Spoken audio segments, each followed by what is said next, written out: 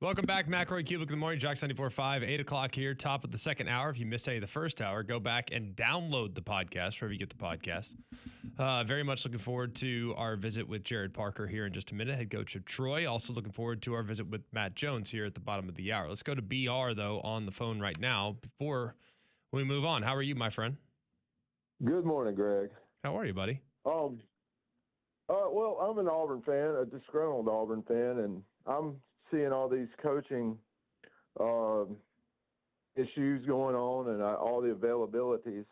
And in my mind, I'm trying to get creative. I'm thinking, like the NFL models these days, people are hiring off of like coaching trees, like the Shanahan model. Yeah. And I know this might hit a little close home to you, but why isn't Ryan Grove's name being mentioned for more coaches? Personally, I've been saying it for years. I thought Washington should have promoted him when DeBoer left. I think he's really good. I don't know how much he wants to be a head coach. I think he likes being the Robin to another guy's Batman, but we'll see. I mean, if the right job came open, he would absolutely be on the short list for me. I love Ryan Grubb. I think he's fantastic. I think he's really thoughtful. Here's what I'd say about Auburn's situation. If you want my God's honest opinion, this is not the year. This is not the year to do it. My own personal opinion, it is not in Auburn's best interest to make a move. And I know that's unpopular sentiment. I get that. Because people will look at, things, we haven't won the games that we want, and he hadn't done this, and he hadn't done this. There have been close games, what have you. I understand the frustration. I want to win too. I get it. Everybody wants to win. But this is not the year that you want to be in the coaching market, because it's about as crazy as it's ever going to get. And at best right now in the SEC, depending on where things go, at best, it's the third best available job. And frankly, if a couple things bounce your way, we're probably having a different conversation to begin with. I don't think the team's that far away. So that's just my opinion. I wouldn't make a move, but I also have not been disappointed for the last few years with the results of my team. We'll go next to Gerad Parker, who is the head coach of the Troy Trojans. A great year so far. Have done a lot of amazing things here recently. They are the cardiac kids with how things have gone so far. At least a couple weeks back they were. Coach, what's going on, my friend? How are you? Long time no talk. No kidding. Good morning. Good to hear from you. Man, happy for you, bud. It's been fun to watch. It's quite the story, but any of these years are. This is an interesting, I don't know of all the years now that I've done this that I've ever been a part of how this has kind of transpired, but we will take it and keep trying to find ways. Well, it's amazing. Let's just take everybody through it quickly. For those that haven't been paying close enough attention, we tell you on Mondays what the results are from all the schools in the state, but you open with Nichols, you get a win. You have Clemson on the ropes in week 2. They end up coming back. You lose that game. You lose a good, hard-fought game to tough Memphis team. You go to Buffalo, South Alabama, Texas State, ULM, and Louisiana. You've now won 5 in a row. 2 of those 5, South Alabama and at Texas State, both in overtime.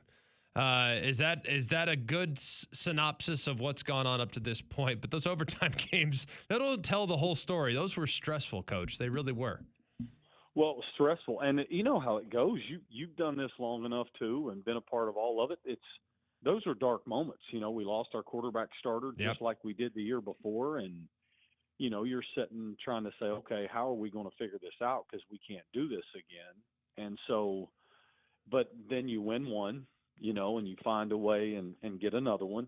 And then momentum is a real thing. And guys have belief. And I think the cool part has been maybe to have won different ways. We've won with offense, defense, and special teams. Yeah. Because it's taken all three to play maybe a different way since you are starting and having to play another quarterback and things and injuries happen and all the things that you go through, and just continuing to find different ways in all 3 phases to win games. Well, for those that didn't know, Goose Crowder was the guy at the beginning of the year.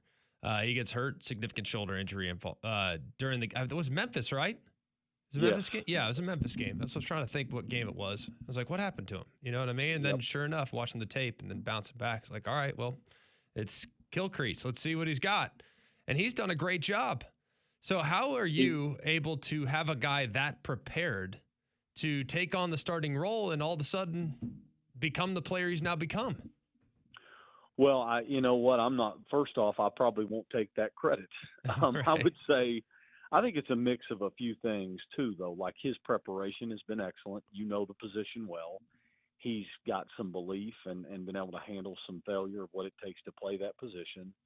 And I also believe, like, for our coordinator and what we try to do on offense, I think you pull from some past lives of how we had to play in year one at Notre Dame when I was there as an assistant when the starter goes out and you're like, okay, what does Drew Pine do well? What can we do well? Find a way to be efficient. I called Coach Cutcliffe, and said, hey, what would you do if you were us? Just asking, making sure you're not missing, and it's all based on what can we do well, what can he do well, how do you find efficiencies. It doesn't matter what it looks like. Just play the game as if every series is a red zone series and just gain increments of 20 yards. And I think it's helped him be more efficient. His decision making is really good. He trusts the game plan, so he's able to play faster, and it's worked out for us. Yeah, well, look, you can't play quarterback by yourself. And when a guy goes out, and I say this all the time, as much as I would love to take exclusive credit, like you would, I'm sure, for the offense looking as good as it's looked, you kind of need some guys on the outside and on the perimeter in the run game to pick up the slack in some ways. But if you look at the receivers that you guys have, man, I think some people will remember the name Ra Thomas. If they haven't been paying attention to what you guys are doing, I think people are becoming more familiar with Trey Taylor. I think people are coming more familiar with DJ Epps.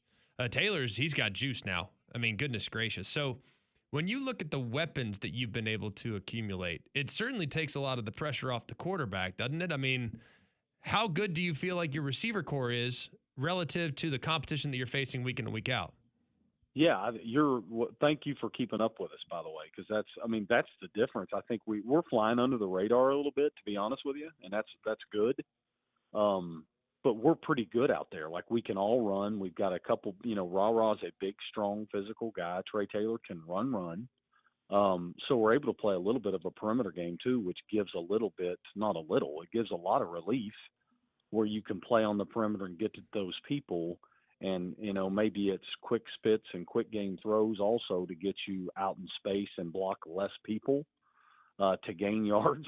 Yep. And then also be able to push the ball vertically down the field, which we've done better in year two for sure. And our people, certainly taken a step outside to where our people are better. And it's put us in a position to hopefully be, certainly more explosive. Well, it's been fun to watch visiting with Gerad Parker, head coach of the Troy Trojans, who are 6-2 and have won 5 in a row and have some more big ones coming up right now because it's never easy in the Sun Belt. I think it's one of the most competitive leagues.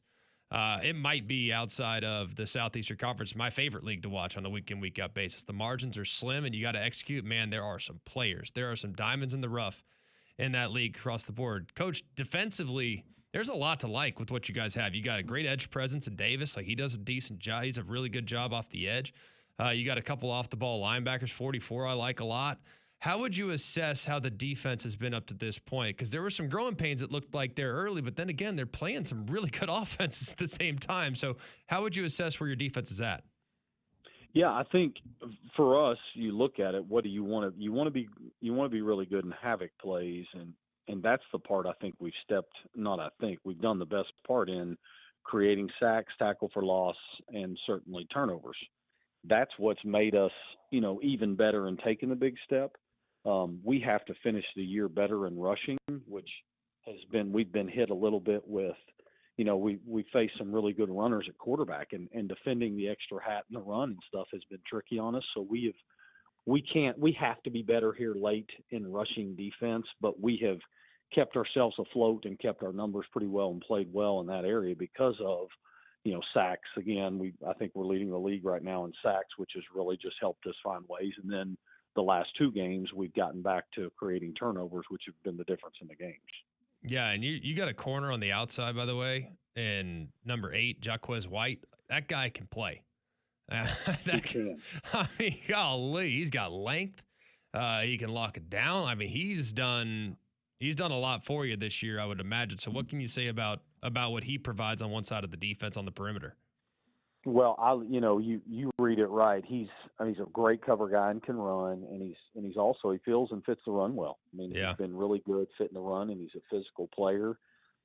He's become even more. I think his practice habits and him just learning how to be that guy all the time has even improved. So his consistency in play from quarter one to quarter four is even getting better. So he's brought a lot of energy there, and it's starting to show up. It's great to see him get the pick six off a physical play, and then the ball falls in his lap after it. So those are the best rewards of finding ways to get to the ball, so it's been good. Well, it's amazing too. You'd say that it's like, well, see, if you do this, you get pick six. Like, God, I wish that happened as often so you could actually reinforce the coaching. Why can't you just manufacture those things for him, Coach?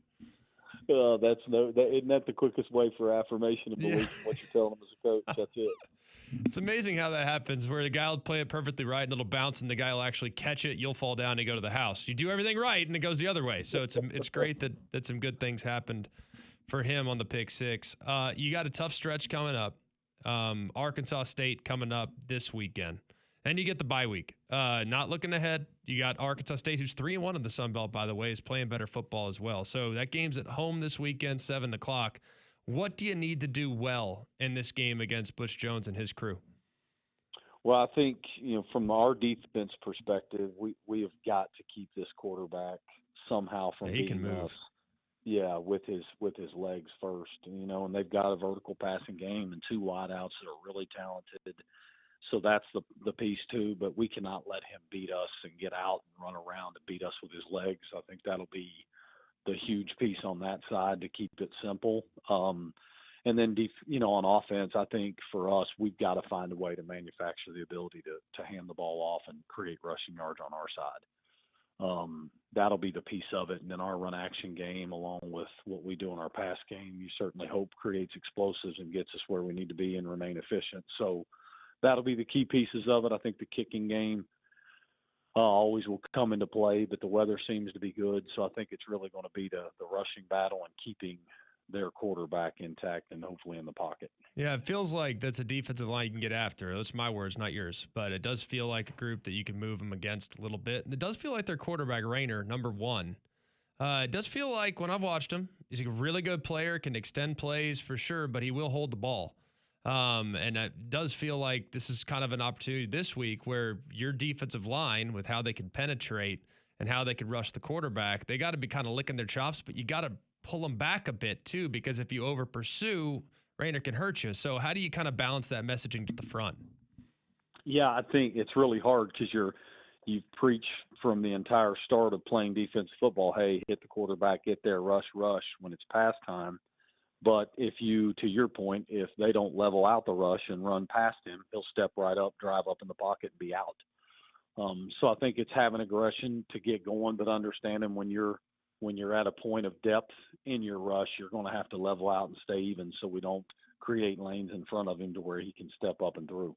Yeah, it's going to be a fun one. Of course, that's Saturday, this weekend, 7 o'clock at Veteran Memorial Stadium.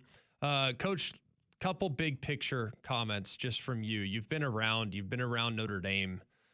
You've been around, of course, at Troy now for a couple of years. You had to replace the guy, right, with what Summerall built and what you inherited. What a great situation you walked into, but also you're replacing a guy that took the program to really high highs, and there comes expectations with that. So how have you kind of balanced that and put your own spin on it while still respecting what was done with the previous staff? Well, it's a really good question. I think, one of it, of course, is just age and maturity. I would hope enough to understand and being grateful at being at some places like that. I think the biggest piece would be do not be threatened by being around greatness, whether it's great people, great winning programs, and all those things. That is the reason you want to be at those places. And I kept reminding myself of that even in dark times of year one. The reason you want to be at those places because of expectation. So it's settling down into that and then not being threatened by being around great places and great people. And I think, I know John very well. We played together at Kentucky, so I had a connection to him and having discussions, and also Neil Brown, who had been here and built it, big in the past as well. So you at least had some stuff to where this wasn't a separate thing where you felt like you didn't even know who these guys were to celebrate the success. I mean, it's something that's a very good positive. And then you do have to have, I guess, the confidence to say, all right, here's where we are, here's where we want it to be. This is what we're going to have for our program, and make it be it, and believe in it, and make sure it meets the expectations and the standards of the place, which is to win and win at a high level. Yeah, well, it's a great place that has a proud tradition, and a place that is someone we all root for. I mean, between y'all, UAB, South, and what Major's doing, like, it's easy to root for all the teams. I know you guys all dislike each other with the rivalries and stuff. That's fine. But it's easy for us to get on board. It's been fun to watch your team. Lastly, before I get you out of here, this is purely selfish, so I apologize in advance. I'm calling Vanderbilt, Texas this weekend. Arch Manning got a concussion last week. Don't know if he's going to go. If he can, it's Matthew Caldwell. And you coached him last year, and he might very well get his first start for the Texas Longhorns. What can you tell me about Matthew Caldwell and our listeners that maybe are curious about how the Longhorns are going to look with the different guy under center?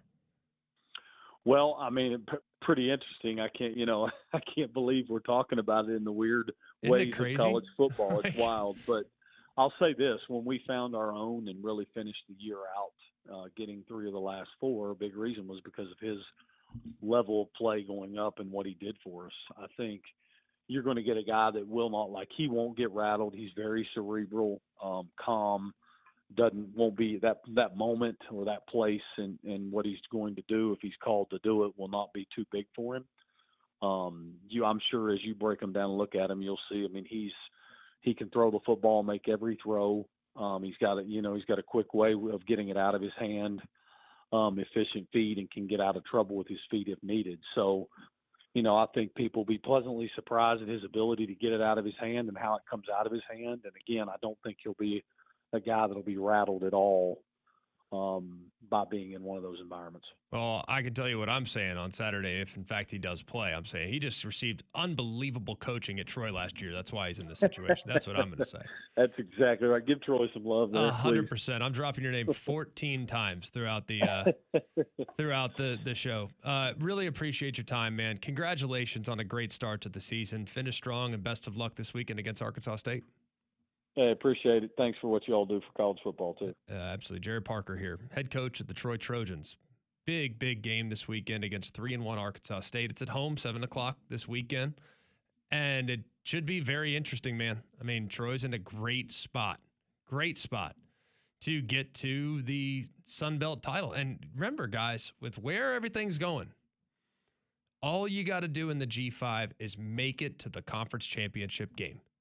Just make it to the conference title game. If you can somehow get there, you got a chance to make it to the college football playoff, because you must win your conference to make it to the college football playoff. And hey, Troy finished the season 10-2 with one of those losses being to Clemson. And they actually had Clemson on the ropes. They finished the season 11-2 by winning the conference. Like, they might throw their hat in the ring. It'd be really fun. And something we can all get behind, that's for sure. Something we can also get behind are the incredible experiences when you go to Bromberg's and pick something out that is timeless. Pick something out that's beautiful. Well, they've been around for 190 years, thereabouts, and they continue to deliver that high-quality experience every single time you walk in the door. All you got to do is go check them out in Mountain Brook Village and at the Summit. They got priceless pieces of jewelry that, yes, you pay a price for them. Yes, that is accurate. So maybe not technically priceless, but the meaning of that piece of jewelry will last, hopefully, multiple generations.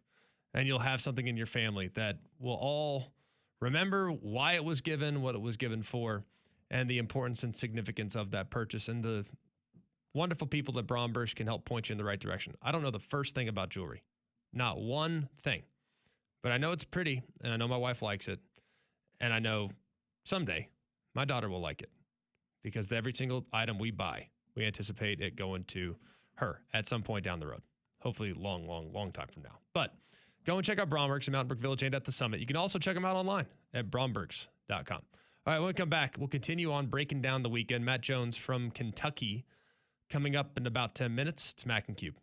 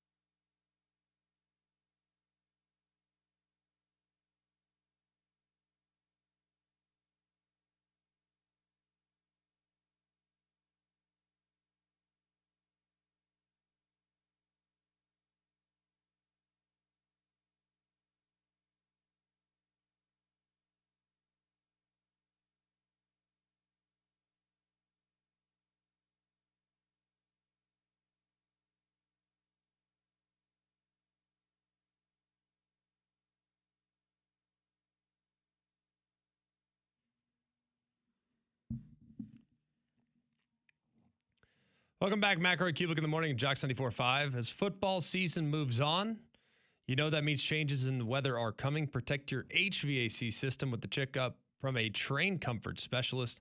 So when the cold weather hits, you'll have peace of mind that you're protected by America's most reliable and trusted brand. Find a comfort specialist near you at train.com. It's hard to stop a train. We welcome him in now. He's Cole Cubelic, the other side of the show, the dark side sometimes the bright side. Cole, how are you this morning, my friend? When have I been the bright side of the show? On occasion. Okay. Hoop yesterday, season. you were in the hole. I was in the hole yesterday. Yeah. I was in the hole yesterday. You got me out. Okay. Yeah. I'm glad to hear that. I thought I was always the dark side of the show. No. Take it. No, I don't view it that way.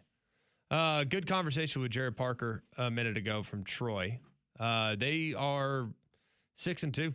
Things are looking really good for them. And with a game this weekend, a critical game in the Sun Belt, a win this weekend gets them one step closer to that conference championship game and hopefully punching their ticket to the college football playoff. I think we would all be excited about that. I think things have to kind of align for them. But Cole, if Troy makes the playoff, man, think about what that says about that group and how well they've played. No, it'd be incredible if they could. Obviously, James Madison going to be in the way. Big win for them last night as they put 52 on the board. But I think it's a place that's been proven you can go win. If you can organize things, if you can find a way to recruit. Obviously, recruiting is a little bit different in today's college football. But we know about the talent here in this state. We know how important football is here in this state. You got a lot of great support around that program. You know, Jeff Dugas and Andrew Sports Medicine are down there taking care of those guys, and they've been able to raise money to build new facilities, whether it's football facility or the new gymnasium that they play basketball in has been incredible. So I root for them. I root for all of our teams here in the state and hope that they do well. But that's one that it's at least been proven that you can compete for championships. And so seeing him do what he's doing this year, it's been pretty cool. It's been a quiet, good year, I think, for them. As you mentioned, undefeated in the Sun Belt. No one's going to be upset with a loss to Clemson, really, or Memphis this year, and had Clemson on the ropes. I know Clemson's a little bit different this year, but man, they had their chances in that game. So pretty good year so far for Troy, no doubt. Yeah, Clemson on the ropes, and the one game they lost earlier in the year, they lost their quarterback in the game. Like, I mean, against Memphis, like, you lose your quarterback, that's tough sledding. I don't care what the circumstances are. So it obviously didn't work out for them in that game, but 5 in a row, they've ripped them off and have plenty of opportunities now here to finish up really strong. And the game at Southern Miss at season's end feels like it could be the determining factor if whether or not they go to the Sun Belt Championship game. Cole, we were talking earlier about just what a blessing it is, frankly, like in college football nowadays, the variety that we have and how there's not one way to skin a cat necessarily. If you look at the SEC and you look at the amount of variety that we have from a place-by-place basis, just on philosophies alone, it's kind of remarkable, is it not? Like, I feel like there were eras in college football where everyone kind of did the same thing. And everyone kind of, I'm not saying it was copycat, but everyone kind of had the same identity. Like, the SEC was a ground and pound league. Like, it was I formation pro. And then, yeah, you had Florida that adjusted in the 90s and whatnot. And then it kind of got back to being a little more ground and pound. And then you had Urban Meyer. And then you had Bama. And then you just kind of seen the league kind of evolve. But everyone kind of, I don't feel like there was such discrepancies in offensive philosophy. But now it's like every single week, every single team has a slightly different way or a slightly different identity en route to victory. So it's pretty cool when you think about just how different the league is from a place-by-place basis when watching these teams week to week. Yeah, and obviously we'll be going somewhere different with a couple of these schools, be it Arkansas, LSU, Florida. But here's the even more difficult part. Like, if you were to say, okay, Tennessee and Mississippi State, we can categorize them together. Like, we know what that is. We know sort of where that is, and I think that would make sense. We could probably take, like, Georgia, Bama, maybe South Carolina. South Carolina more quarterback run heavy based on the individual that they have, but I think structurally those are all kind of similar. Kentucky, Missouri would sort of be in the same family, the same branch. Texas A&M, maybe with the quarterback that South Carolina has right now, maybe those two would be more in line a little bit. Florida maybe in the Missouri, Kentucky category, sort of. If we had to really jam them all together, you put Vanderbilt in that category as well. You put Ole Miss in the Tennessee, Mississippi State category. This is just offense, by the way. Yes. Texas might be one of your outliers as to just Texas, Missouri probably belong together just a little bit more. I think Texas, Bama, Georgia are all kind of similar, with the exception of Georgia leaning a little bit heavier on quarterback run and 12 personnel, whereas Texas and Bama are a little more 11 personnel with one tight end on the field. Yeah, a little more taking advantage of width, space, things like that. Not as much right in your face, but I think Alabama and Georgia can be more of that than they can. But it's almost difficult now because I understand the areas that you're going to say, well, they run. Here's the hard part about it. What does Alabama run? What does Georgia run? What does Texas run? I mean, Sark, I've had the conversations with him. He's like, we got a little bit of West Coast stuff in there. You know, he's like, we got a little run and shoot in there. We got a little air raid in there. He's like, we have concepts from a lot of my background, and we try to add those in and utilize those best that we can. So, I mean, I think we know what the Auburn offense is because it's been similar to what it is now for a while. The Tennessee offense has evolved a little bit into more bigger personnel. Jeff may not use as much of that there in Starkville, but you know, it's very similar to what we see at Tennessee. We know what those offenses are. Some of these, though, there's so much variety, and they do so many different things. I don't think you can really just label them as West Coast, spread, air raid, fun and gun, whatever you wanted to call it. Like they don't really have a label. And I think that's what makes it even cooler is that you're not just going to specifically categorize some of these offenses as to just one thing because they've taken so many different things from where they've been or what they've done other places. Like Billy's has been Billy's for a while. And I know it's not his offense now because he's not there anymore, but it's not like they're going to put in a whole new offense and run it the rest of the year. But that thing has been like we can go back and show you that at Arizona State a couple of years ago. Like it's the same stuff. Now there's different motions, different formations, obviously, different route combinations, but it's fundamentally the same thing. You know, Eli's is a little bit different in Missouri, but it's a lot of what he has been in his past. It's just Kirby Moore sprinkles in some of the stuff that he likes to run. So, and they can be extremely different. I mean, they can be a team that's drop back out of shotgun, 4 or 5 wide, push the ball down the field. They haven't had a ton of success doing that this year, but you know, they're obviously a team that wants to go stretch play. They'll give you 2 tight ends. They'll go right at you with the inside zone and duo, and they got the misdirection stuff. So I think it's pretty cool that you got so many teams that just run so many different offenses inside their own. And probably what makes playing defense in this league that much harder, because I agree with you. You go back to Big 12, 10, 12 years ago, they were all Everyone's trying to do the same stuff. Yeah. And I think what it is usually the 2 or 3 teams at the top of the league, whatever they're doing, everybody else looks at it and says, well, that's what we have to do to win in this league. When the reality is, and this is why spread offense was invented, this is why hurry up, no huddle was invented, this is why triple option was probably invented back in the day, was that you're not going to be able to win with your guys running that the way that they are with their guys. So you had to come up with different things to be able to offset the talent, the speed, and the size. Yeah, it's definitely interesting. It's something we'll continue to talk about. Maybe here in a little bit, talk about how it affects Florida this week. With Billy being out and Russ Callaway calling the plays, will he revert back to maybe his comfort zone as being a little bit more air raid spread, and how that might be beneficial against a Georgia football team that has at times struggled to defend the pass and rush the passer? All right, but before we do that, we're going to get to Matt Jones of KSR, Kentucky Sports Radio. We'll visit with him next on Mac and Cube.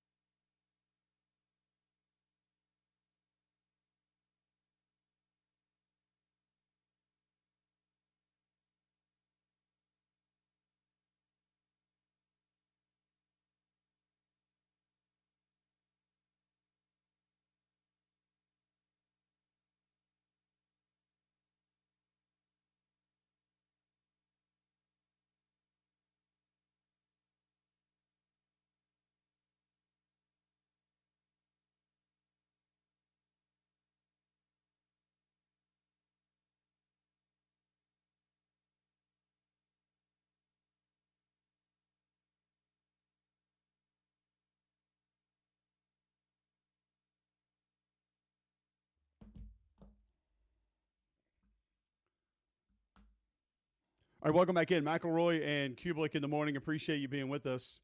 800-239-9569. Tweet in at Mac and Cube. You can listen to the show online, jocksfm.com. That app is in your app store, iPhone, Android. You can always download that for free. Kentucky travels to Auburn this weekend. Now, Kentucky, not a great performance against Tennessee last week. A lot of explosive plays. It was one of the things I was thinking about, Greg, when we were going through these SEC offenses and the schemes and just kind of what they are and who they are. I was thinking about teams that can challenge you vertically. Like, how many teams can consistently beat you down the field? And you have to worry about that, and you have to be concerned about it because Kentucky has not been one of those teams. I don't know if Arkansas is as much of that team or they just have a quarterback that can find ways to create those things. Mississippi State is. Tennessee is. Alabama is at times. Vandy's not really. Texas wanted to be, can't be. Missouri has had trouble with it. A&M can, but I don't know if consistently it's just because of the scheme or the receiver. So it's one of those things that Kentucky struggled with a week ago. We'll see if Auburn can find ways to create it this way because I know they want to be that team that challenges down the field as well. Matt Jones of Kentucky Sports Radio joining us now on the Higginbotham Hotline to help preview this game. Where is the administration with Mark Stoops right now first, Matt? Let's get that out of the way. Not just on last week's performance against Tennessee, but just collectively. Not good, but I don't think it's just the administration. I think it's the overall. It's just the overall scheme of what's happening here, and maybe just around college football in general. I think Mark's been here. He's the second longest tenured coach, I believe, in the Power Four, and I just think things have kind of are coming to an end. I would say, they are right now 2-5. They've got. The rest of their schedule is Auburn, Florida. They play a Tennessee Tech team that's actually undefeated, but hopefully they will win that. And then Vandy and Louisville. It's hard to see certain wins there, but I think there's a decent chance if they lose to Auburn Saturday that the process for moving on will begin. Because I kind of think it's more likely than not he is not the coach at Kentucky next year unless they get really hot and win out. Well, help me out with the $38 million buyout. That's where I struggle. It's not about necessarily where Kentucky is going, but it's more about where they're at financially. Are they in a position to write that check? Well, no, but yes. And what I mean by that is they're not really in the position to do it, but I think that they're going to get to a point that they don't have a choice. I don't think nationally, and part of it is because these bigger programs like Penn State and Florida and LSU have had these issues. I don't think nationally people realize how bad it is here right now. I mean, Cole, you were here. You saw the fourth quarter in those stands Saturday. There was no one left except Tennessee fans. And that's not just because they were losing and it was nighttime and it was raining. People are just out. They're just done. And so if you're Mitch Barnhart, you have to sit there and think, okay, $38 million is a lot of money. But we are entering a 5-year period that is maybe the most important 5-year period in college football in 50 years. Programs are rising that have never risen before. I think there's going to be a new setting of who are the standard programs in the NIL rev share era. And you just can't be floating dead in the water during this time. I think you have to throw in, each fan base thinks conscientiously on its own. Indiana and Vanderbilt being good has had a real psychological effect on Kentucky. Kentucky used to play both those teams every year, and the consensus was, yeah, we suck, but so do they, and we always have a chance to beat them. And now they're both two of the top 6-7 teams in the country. Louisville's good. Those are all teams that Kentucky fans focus on as being like UK. So I just think Mitch Barnhart doesn't have a choice. They'll have a point where no one cares about the team going into next year. They won't be able to raise revenue for NIL. They'll lose season ticket sales. I just don't think they have a choice. Now, where do you get the money? I think there's some boosters that can come up with it. I also think you can take a loan. There might be some projects that UK wanted to do that get put on the back burner. But I just don't think they have a choice. And I wouldn't have said that 3 or 4 weeks ago, but things have changed since then. If this is over, Matt Jones of Kentucky Sports Radio joining us on the Higginbotham Hotline at KY Sports Radio. You can follow him on Twitter. Hear him all over the state of Kentucky. What would you point to as sort of the end of this era? Because we know how much good there's been. We know what he's done historically in relevance to other coaches in Kentucky football history. But where would you point to say that this is why that couldn't continue for Mark Stoops? Well, and his staff I there? think 11 straight SEC losses, 10 straight home SEC losses. I think you also have to go back a little bit. This is a fan base that fell in love with football under Hal Mumme. So when Mark Stoops came, immediately he's playing Iowa-style football in a place that really, really wants to play up tempo. And so they were cool with it when they were winning. But then the moment that you stop winning, the sort of complaints about this isn't the fun stuff that we were used to rears its head. And then also, and Cole, I'm a huge Mark Stoops fan as a person. I like him. I think he's become very detached in the last 3 or 4 years from the fan base in a way that was just not even not even believable a few years ago. I mean, they did no preseason. Like the basic things every program does to get your fans hyped during the offseason on social media or getting to know the players. Kentucky did none of that. Kentucky fans came into this season, honestly, not even knowing anything about the players on the roster, anything. They have a quarterback from Lexington, Kentucky that might be the only player that people on the team even know. All of that has made it to where I've never seen this. Even when Joker Phillips was here and they won 2 games, the fan base was more attached than they are now. And that's a shame because Stoops has done so much good here. So all of that has led to a situation that it's over. And then Vince Marrow, the assistant coach who was beloved here, leaving and going to Louisville during the offseason, that might have been the final straw. But there was a lot that led up to it. And then I'll throw in one more thing. 2 of the hottest national candidates for coaching have extensive ties to Lexington.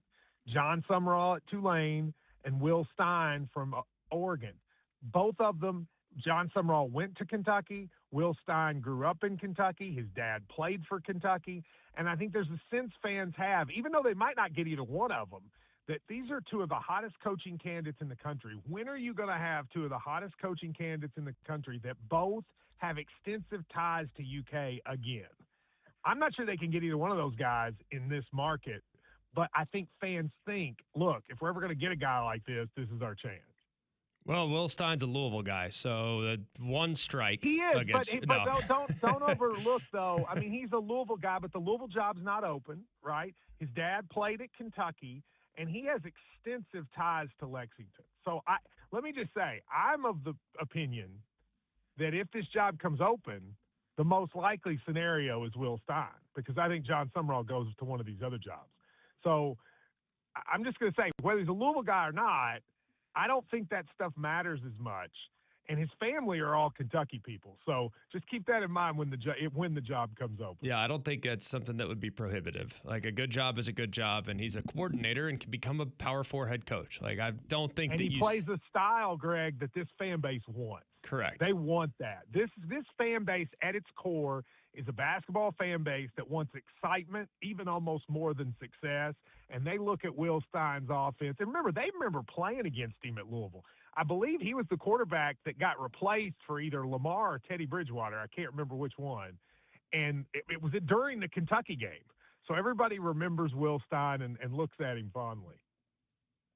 It's interesting to think about where things move forward. If neither of those happen, do you have any idea what potentially would be next, where they would want to go after that? Yeah, then I think it's like, who knows? Then I think if neither of those happen, then Kentucky's in the position that 10 schools are going to be in the offseason, which is they're looking at this pool of people and saying, what can we get before these other schools? I mean, look, LSU, Florida, Penn State, they're going to Auburn, if it comes open, they're going to get selections before Kentucky. But then there's this other group of schools, your Virginia Techs, your UCLA's, Oklahoma State. I don't know where Kentucky fits in that mix. You guys might know that better than me in terms of like how an average coach around the country would see that. I do think Kentucky will be very competitive financially. There's obviously the SEC component, but I'll say this. I mean, the football program, this is a credit to Mark Stoops. It is now relevant to people. They want it to win. They have high expectations. So, I mean, people are going to want somebody good, or at least somebody they can be excited about. But I do worry, if you get past Summerall and Stein, then where does Kentucky rank in all these jobs that are going to come open and who they're going to be able to get? Yeah, it's definitely wild, but you're talking as though it's done. Like, what can be done by this Kentucky team down the stretch to give Mark Stoops another year? Well, so there is a world where I think he could save it. I mean, look, so that schedule I just read, Auburn, Florida, Vandy, Louisville. Okay, none of those are games Kentucky's going to be favored, and I'm not sure any of them are likely wins. But there's also a world where you could beat Auburn in Florida, beat Tennessee Tech, and go into Vandy and Louisville and say, if we can steal one of these, we're going to a bowl. That's the way he saves his job. Really, probably Auburn, Florida, Louisville. That's the way. It's not crazy. I mean, you all know better than me the situation at Auburn. I think Florida's coming in here. If Kentucky's ever going to beat Florida again at home, and this is the time. And then Louisville, there's a history of crazy games in that series, including they beat Lamar and beat Lamar while he had the Heisman Trophy on their field with a pretty bad Kentucky team that year. So that's the scenario. I don't think it's impossible, but I do think it's highly unlikely, even though I actually think Kentucky's better than they were last year. But they were so bad last year that I think it has infected the way people look at this year. We're visiting with Matt Jones of Kentucky Sports Radio, at KY Sports Radio on Twitter. Finally, this matchup this weekend. Are there some things that you've taken over the last couple of weeks? Like, I don't think even with Ashton Daniels and a quarterback, Auburn can challenge Kentucky vertically the way that Tennessee did on a regular basis. But are there some things you've seen with Cutter Boley gaining some confidence? Maybe with the defense outside of those deep balls doing some things. How do you see this one going this weekend on the Plains? Yeah, I really love the way Cutter Boley's playing. I mean, they have switched. Their starting wide receivers, they've basically switched to three young guys now and Kendrick Law, and that seems to have paid dividends. So I think offensively, Kentucky's improved quite a bit. I was really shocked how poorly they played defensively. But historically, Josh Heupel's teams have given Kentucky a lot of problems. They just cannot defend the deep ball against them. I think Kentucky has a chance. I mean, it is though sort of a loser leaves town coaching matchup, I would think. I mean, I would think Hugh Freeze can't survive a loss to Kentucky, and I am fairly certain that Mark Stoops will not be the coach at Kentucky if he loses. So it is. There's a lot at stake Saturday. I think Kentucky's got a decent chance. They need Cutter to play great. They've been unfortunate both in the Texas game and the Tennessee game. They've got no breaks. Like they've got no, pick six or nothing kind of to break their way. The Texas game, by the way, you asked what was the final mark. Texas was a huge part of that. That was a game Kentucky should have won. Twice as many yards, twice as this time of possession. Kentucky really was the better team, and it was like people felt the coaches found a way to lose it. Now, I don't know if I agree with that, but that's certainly what people felt, and I kind of thought that was the final straw a week and a half ago there in Lexington. Okay. But because they did have their chances, I mean, when you look at those runs down near the goal line too, I mean, they're open front side. It's just backside somebody comes in and is able to help make that play. But those were tough ones. Matt, always appreciate the time. Thanks for hopping on, man. Thank you. It's always good to catch up with you. And great job as always. Appreciate being on. Thank you. All right, there you go. Matt Jones, Kentucky Sports Radio on Auburn, Kentucky this weekend. We'll begin a little bit of a light preview there. But Matt brought up something that I think I want to have a conversation about, GMAC, with teams finding ways to lose. Or maybe it's teams that don't know how to win. Are we dealing with more of that this year than we have in the past? We'll discuss that next right here on Jocks.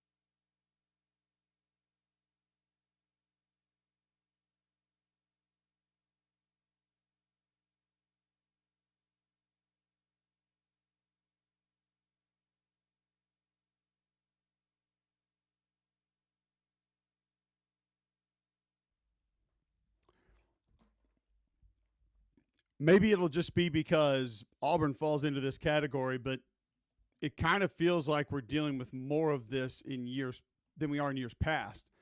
When you think about teams that just don't know how to win, and maybe some people categorize that as teams finding ways to lose, it feels like there's been more of that taking place than there has been with teams that know how to win or teams that are going out and finding ways to win.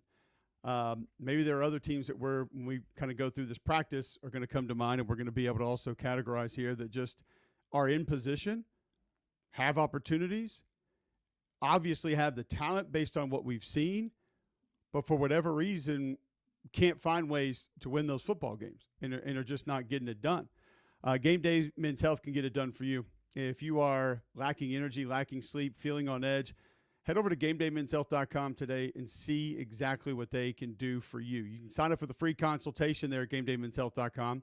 You get the free PSA test, free testosterone test. They're going to get all your vitals, let you know where your baseline health is, and then present the options that they have for you. Weight loss programs, the peptides are in stock. Game Day Men's Health just wants to help you be a better you.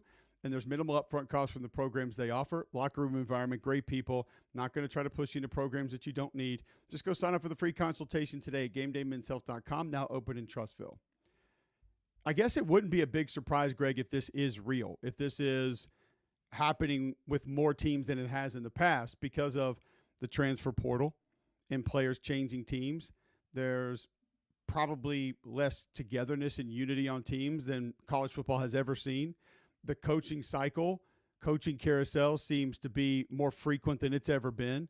And that's not just with head coaches, but position coaches and assistants. What else might you point to as to maybe why we're watching more teams in position to win games that can't close them out and can't find a way to get it done? Well, I think that a lot of it has to do with cohesiveness. I think a lot of it has to do with the mounting pressure. I think a lot of it has to do with just a general lack of high-level football situational IQ as well. Like what play to make when, why, what leads you to make that play, what's the bigger picture thought process. I think some people and some of the players nowadays focus on a play-to-play basis, whereas you kind of need to see a big picture. All right, what is the most important thing on this specific play? On this fourth down, do I want to take a shot or do I want to extend the drive? Things like that. And I think we're missing some of that in college football right now. Maybe football in general. Let's talk about why. Why is some of that gone? Can it get back? Those questions answered and more next right here.